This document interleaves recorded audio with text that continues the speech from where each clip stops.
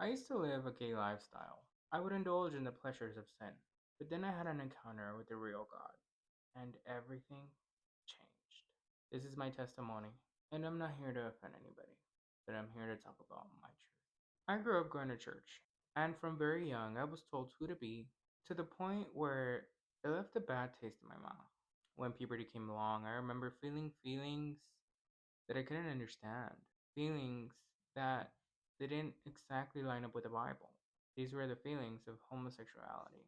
From very early on, I was exposed to certain websites, and this website made me explore certain things at a very early age.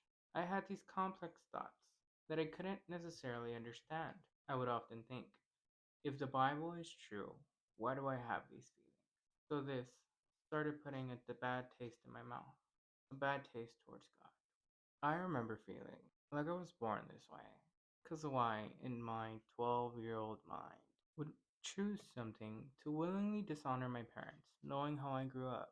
Now I had a very big secret I couldn't tell anybody. This put a very big wedge between me and my family. In high school, I chose to finally come out, to tell people that I identified that way. Whenever you're in the world praises the world. So I received a lot of positive feedback, or so I thought. It was as if everybody was okay with it, except my family. This eventually led me to leaving home around 18. I left in a rebellious nature, wanting to do everything I was told not to. And from my experience, after indulging in those things and being part of that community, I can say there's a void. A void, not one person, not one feeling, not one drink can fill. So life moves on, and I'm living in that lifestyle. I start to smoke every day. It was as if smoking would help me numb the pain, numb that void. I know that they tell you that weed is not addicting, but that is a lie. It was as if I couldn't do anything without partaking because it was just too much to bear.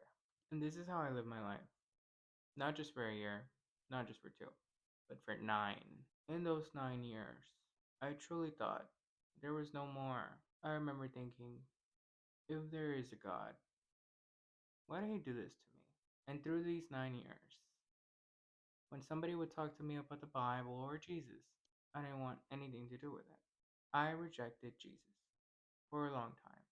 But here's the thing, he never rejected me. So let's fast forward to 2019. Around this time, I started working at Chipotle and I became a GM. Things were starting to look up.